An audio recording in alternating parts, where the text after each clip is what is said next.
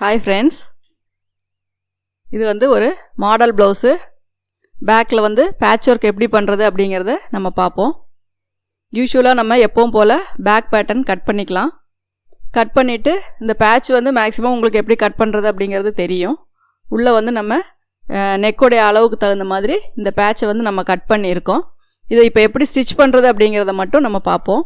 இப்போ நடுவில் வந்து இந்த பேட்ச் ஒர்க் பண்ணுறனால இதை வந்து எந்த கலரில் நமக்கு வந்து அயன் பண்ணுமோ அந்த கலர் கிளாத்தில் வந்து நீங்கள் அயன் பண்ணி பேக்கில் வந்து ஒரு கிளாத் வச்சு நம்ம அடித்து அதை திருப்பிக்கலாம்.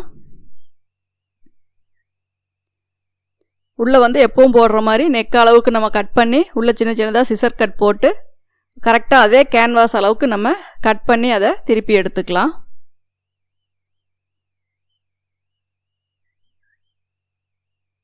நம்ம பேக் போர்ஷன் வந்து ரெண்டாக தனித்தனியாக கட் பண்ணிடுவோம். அது வந்து நம்ம அதை பைப்பிங் வச்சு ஃபினிஷ் பண்ணுவோம். சென்டரில் வந்து இது மேலே அந்த ரெண்டு பேக் தட்டையும் வச்சு நம்ம அட்டாச் பண்ணி பேக் போர்ஷனை வந்து நம்ம கம்ப்ளீட் பண்ண போகிறோம். இப்போ பார்த்திங்கன்னா பேக் சைடில் வந்து நம்ம எக்ஸ்ட்ரா ஒரு லைனிங் கிளாத் கொடுத்து க்ரீன் கலர் வந்து நம்ம இது பண்ணுறோம். இந்த இடம் வந்து உங்களுக்கு பைப்பிங் வேணும் அப்படின்னா நீங்கள் அதை பைப்பிங் வச்சுக்கலாம். இல்லை பார்டர் வேணும் அப்படின்னாலும் நீங்கள் அதில் பார்டர் வச்சுக்கலாம்.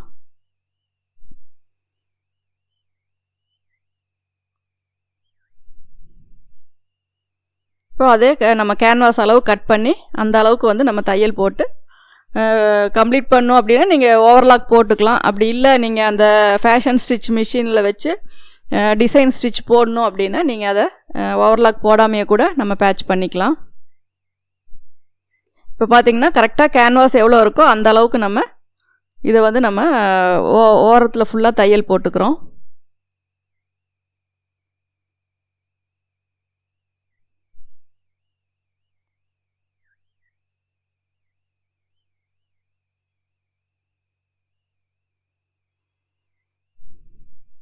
பார்த்திங்கன்னா உங்களுக்கு இந்த ஷேப்பில் நம்ம இதை ரெடி பண்ணி வச்சுருக்கோம். அடுத்தது பார்த்திங்கன்னா பேக் தட்டு வந்து நமக்கு ரெண்டுமே தனித்தனியாக இருக்குது. இதை வந்து நம்ம பைப்பிங் வச்சு நம்ம கவர் பண்ணணும். இப்போ இதில் வந்து என்ன ஒரு ப்ராப்ளம்னா உங்களுக்கு மேலே இருக்க மெட்டீரியல் வந்து ரொம்ப டிரான்ஸ்பரண்ட்டாக இருக்கிறனால உள்ளே வச்சு பைப்பிங் திருப்பினீங்கன்னா உங்களுக்கு வந்து அந்த பிசுறு எல்லாமே மேல் பக்கம் தெரியும்.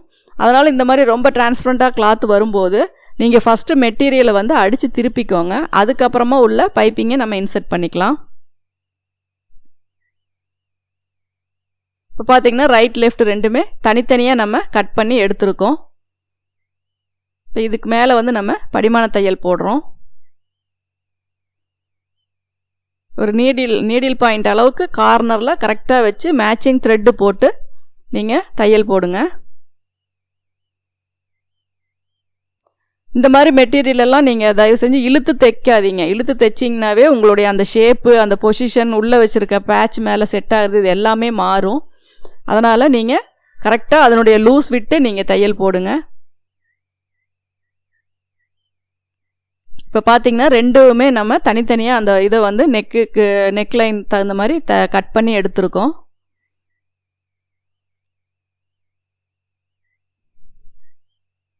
இந்த பெண்டு வர இடத்துல எல்லாமே நீங்கள் ரைட் லெஃப்ட் ரெண்டுமே ஒரே மாதிரி வர மாதிரி தையல் போடுங்க.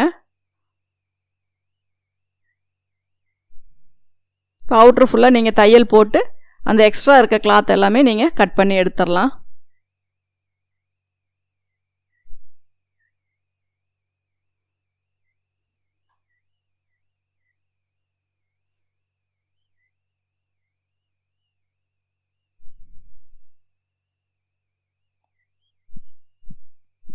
இப்போ இதுக்கு வந்து நம்ம பைப்பிங் வைக்கலாம்.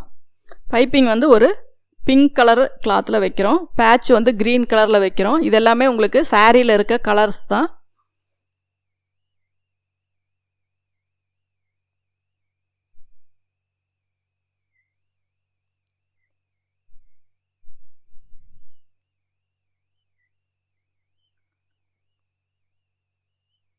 அந்த இதில் வந்து 2 லென்த்து மட்டும் நமக்கு தேவைப்படும். அதனால் அதை வந்து நம்ம பைப்பிங் வச்சுக்கலாம். அதே மாதிரி கீழே இருக்க இதை வந்து நம்ம மடித்து தையல் போடுவோம். அதாவது அந்த பிங்க் வந்து பார்டர் வர மாதிரி வேணும். அதுக்கு தகுந்த மாதிரி நம்ம கீழ்ப்பக்கமும் வந்து ஒரு பீஸ் வந்து நம்ம அடித்து உள்பக்கமாக திருப்புறதுக்கு பதிலாக இதை மேல் பக்கமாக திருப்புற மாதிரி வரும். அதுக்காகவும் நம்ம இதே பிங்க் கலர் கிளாத்தை யூஸ் பண்ணிக்கலாம்.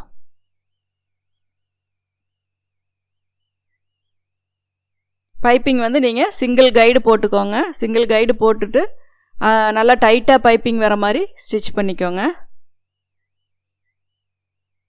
லூஸாக பைப்பிங் வந்தாவே உங்களுக்கு வந்து அது ஃபினிஷிங் நல்லா இருக்காது. அதனால் அதுக்கு என்ன, உள்ளே வந்து சைடில் வந்து ஒரு ஸ்க்ரூ இருக்கும், அதை வந்து நீங்கள் லைட்டாக லூஸ் பண்ணி அந்த கைடை வந்து கொஞ்சம் தள்ளி வச்சிங்கன்னா உங்களுக்கு பைப்பிங் வந்து கரெக்டாக டைட்டாக வரும். அதுக்கப்புறம் நார்மல் கைடு போடும்போது அந்த ஸ்க்ரூவை வந்து நீங்கள் உள்ளே டைட் பண்ணிக்கோங்க.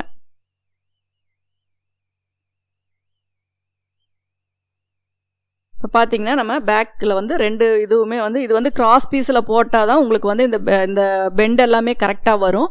அதனால் நான் எப்போவுமே பைப்பிங் வந்து நீங்கள் வைக்கும்போது ஸ்ட்ரெயிட்டுக்கும், அதாவது பேக்குக்கும் கைக்கும் வைக்கும்போது மட்டும் நீங்கள் ஸ்ட்ரைட்டாக கட் பண்ணிங்கன்னா போதும். மற்ற இடத்துல எங்கே வைக்கிறதா இருந்தாலுமே நீங்கள் இந்த மாதிரி நல்லா ஃபுல்லாக கிராஸ் வர மாதிரி பைப்பிங்க்கு வந்து நீங்கள் ரெடி பண்ணிக்கோங்க. அப்போ தான் வந்து அந்த பெண்டு எல்லாம் நீங்கள் வளைச்சி தைக்கும்போது உங்களுக்கு அங்கே சுருக்கெல்லாம் எதுவும் வராமல் கரெக்டாக வரும்.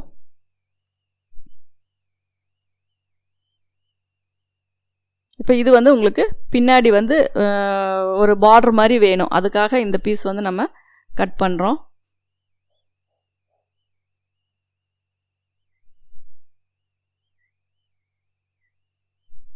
இந்த பைப்பிங்கில் எக்ஸ்ட்ரா இருக்கிற இது வந்து நீங்கள் அந்த பேட்ச் பண்ணும்போது அது உள்ளே போயிடும். அதனால் அது ஒன்றும் ப்ராப்ளம் இல்லை, அதுக்கெல்லாம் நீங்கள் ஒரு தையல் போட வேண்டாம். இப்போ பார்த்தீங்கன்னா பேக் சைடு வச்சுட்டு நம்ம ஃப்ரண்ட் சைடு வந்து அதை திருப்ப போகிறோம். அதனால் இந்த பார்டர் வந்து உங்களுக்கு முன்னாடி வந்து ஒரு இன்ச்சுக்கு வந்து உங்களுக்கு தெரியும். கரெக்டாக அந்த நாச் எங்கே இருக்கோ அதே அளவுக்கு நீங்கள் தையல் கொண்டு வாங்க. அப்போ தான் ஃப்ரண்ட்டும் பேக்கும் நீங்கள் அட்டாச் பண்ணும்போது அந்த சைடு ஸ்டிச் எல்லாமே ஈவனாக வரும்.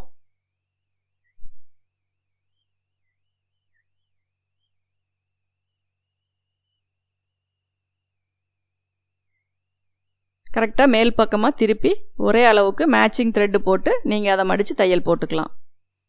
இல்லை உங்களுக்கு இது ஒரே பீஸாக வைக்கணும் அப்படின்னா நீங்கள் வந்து கடைசியாக வந்து உள்ள பேட்செல்லாம் பண்ணினதுக்கப்புறம் பேக் சைடு வச்சு மேலே திருப்பலாம். ஆனால் அப்படி வரும்போது உங்களுக்கு வந்து அந்த சென்டரில் வர பைப்பிங் வந்து கவர் ஆயிரும். அதனால் உங்களுக்கு எப்படி வேணுமோ அதுக்கு தகுந்த மாதிரி நீங்கள் வந்து இதை தனித்தனியாக இருக்கும்போதே வச்சுக்கிட்டாலும் சரி, இல்லை நீங்கள் 2 பேட்சையும் ஒன்றா அட்டாச் பண்ணினதுக்கப்புறம் கடைசியாக வச்சுக்கிட்டாலும் ஓகே தான்.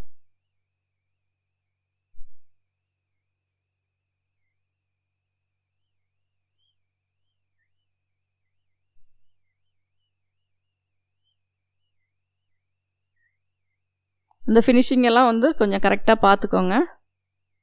பிசுரெல்லாம் நீட்டிகிட்டு இருக்காத மாதிரி நல்லா இது பண்ணி உள்ளே நல்லா இன்செர்ட் பண்ணி விட்டு தையல் போடுங்க.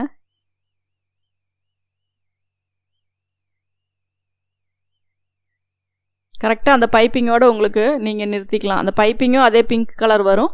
இப்போ நீங்கள் பேக்கில் ஃபோல்ட் பண்ணுற பீஸும் ஒரே பிங்க்கு, அதனால் கரெக்டாக அந்த க்ரீன் தெரியாத மாதிரி கரெக்டாக அதோட கொண்டு வந்து நீங்கள் நிறுத்திக்கோங்க.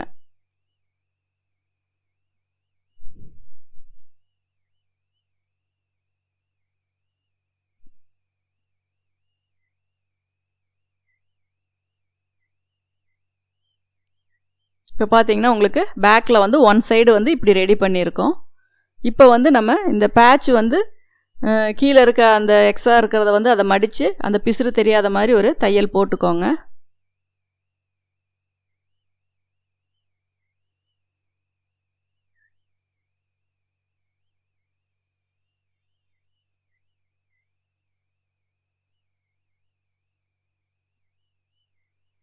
இப்போ இதில் வந்து நம்ம அந்த பேக்கில் வந்து நம்ம 2 இது செப்பரேட்டாக தனித்தனியாக ரெடி பண்ணி வச்சுருக்கோம். அதை வந்து கரெக்டாக அந்த நம்ம செஸ்டோடைய நாச் போட்டிருக்கோம் இல்லைங்களா, அதை வச்சு செஸ்ட் ரவுண்டு மெஷர் பண்ணி பார்த்துக்கோங்க. அதே மாதிரி நெக்கு வந்து உங்களுக்கு நீங்கள் ஆல்ரெடி நீங்கள் அதிலே ரெடி பண்ணி வச்சுருக்கீங்க, அதனால் அது டெப்த்து வந்து நீங்கள் பார்க்க தேவையில்லை. ஷோல்டர் மட்டும் ஃப்ரண்ட்டும் பேக்கும் ஈவனாக வரணும், அந்த தகுந்த மாதிரி அதை வச்சு பின் போட்டுக்கோங்க.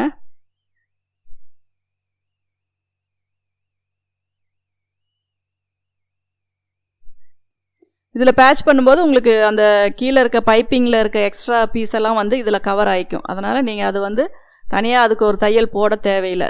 போட்டிங்கன்னா அதில் மேலே டபுள் தையல் தெரியும், அதனால் அது தையல் போட தேவையில்லை. இப்போ கரெக்டாக பார்த்திங்கன்னா அந்த சென்டர் பாயிண்ட் வந்து உள்ளே க்ரீன் கவர் ஆகிற மாதிரி நம்ம அந்த ஒரு சைடு அதை வந்து செட் பண்ணி பின் போடுறோம்.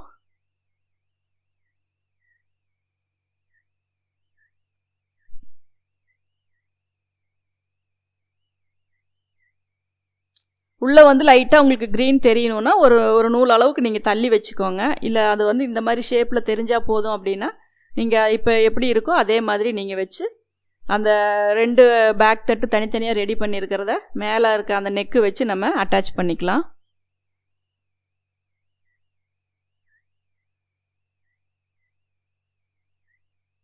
ஷோல்டர் அளவு நமக்கு கம்பல்சரி செக் பண்ணணும். ஏன்னா ஃப்ரண்டில் இருக்க ஷோல்டரும் பேக்கில் இருக்க ஷோல்டரும் அட்டாச் பண்ணும்போது கரெக்டாக ஈவனாக வரணும். அதனால் அதுக்கு தகுந்த மாதிரி நீங்கள் அந்த பேட்சை வந்து நீங்கள் மெஷர் பண்ணி நீங்கள் பின் பண்ணிக்கலாம்.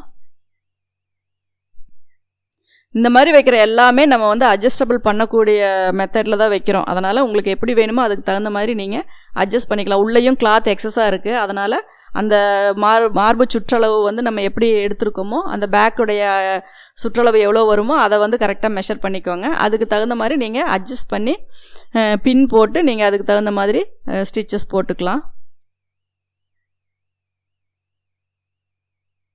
இப்போ பார்த்தீங்கன்னா நீங்கள் அந்த சென்டர் இதெல்லாமே கரெக்டாக இருக்கான்னு பார்த்து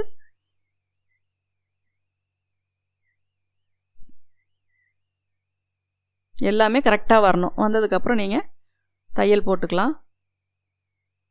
இப்போ கைடு மாற்றிக்கோங்க. சிங்கிள் கைடு போட்டு அந்த பைப்பிங்கை ஒட்டி நீங்கள் அப்படியே தையல் போட்டுக்கோங்க.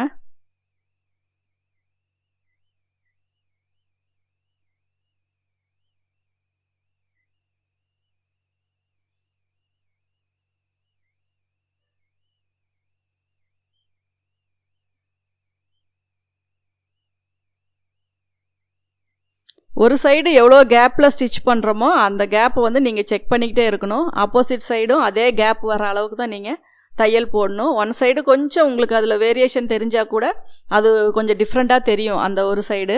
அதனால் அது கரெக்டாக நீங்கள் வந்து பின் பண்ணி இருந்தாலுமே நீங்கள் அதை வந்து செக் பண்ணி கரெக்டாக, ஏன்னா அது வந்து உங்களுக்கு தைக்க அந்த இதெல்லாம் கொஞ்சம் நகரும். அதனால் கரெக்டாக நீங்கள் வந்து அந்த தையலை வந்து கொண்டு வரணும்.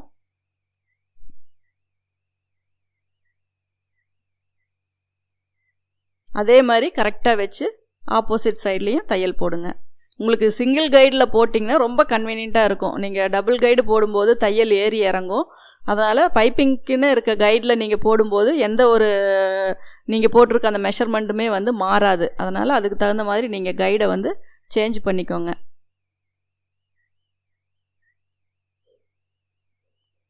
அந்த வளைவெல்லாம் வரும்போது நீங்கள் லைட்டாக லிஃப்ட் பண்ணிக்கோங்க. லிஃப்ட் பண்ணிவிட்டு நீங்கள் அந்த இது பொசிஷனை, கிளாத்தோட பொசிஷனை கொஞ்சம் மாற்றி வச்சுட்டு நீங்கள் தையல் போட்டிங்கன்னா ஈஸியாக வரும்.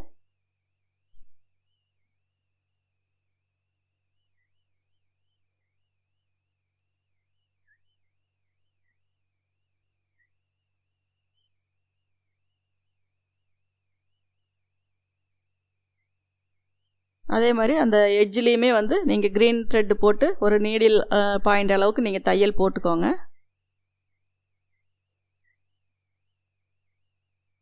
கேன்வாஸ் வச்சு நம்ம அதை ஸ்டிச் பண்ணுறோம் அப்படிங்கிறனால அந்த இடம் உங்களுக்கு நல்லா ஸ்டிப்பாகவே நிற்கும். போடும்போது உங்களுக்கு வந்து அதில் வந்து ஃபினிஷிங் நல்லாயிருக்கும். இப்போ பார்த்தீங்கன்னா பேக் போர்ஷன் நமக்கு ரெடி. இது வந்து நம்ம எப்பேற்பட்ட ஒரு மெட்டீரியலாக இருந்தாலும் நம்ம பண்ணுற ஒர்க்கு, த்ரெட்டிங் இதெல்லாம் கரெக்டாக மேட்சிங் போட்டு வைக்கிறது, அந்த எக்ஸ்ட்ரா டிசைனிங் ஒர்க் பண்ணும்போது அந்த ப்ளவுஸ் வந்து ரொம்ப ஒரு நீட்டாக ஒரு ஃபினிஷிங்கோட நல்லாயிருக்கும். நீங்கள் தொடர்ந்து இந்த சேனலை பார்த்து யூஸ் பண்ணிக்கணும் அப்படின்னா இந்த சேனலை சப்ஸ்கிரைப் பண்ணுங்கள், பெல் பட்டன் ப்ரெஸ் பண்ணுங்கள், உங்கள் ஃப்ரெண்ட்ஸ் கிட்ட ஷேர் பண்ணுங்கள். அதில் ஏதாவது உங்களுக்கு கமெண்ட்ஸ் தெரிவிக்கணும்னா கமெண்ட்ஸ் பாக்ஸில் போடுங்க. தேங்க்யூ ஃபார் வாட்சிங்.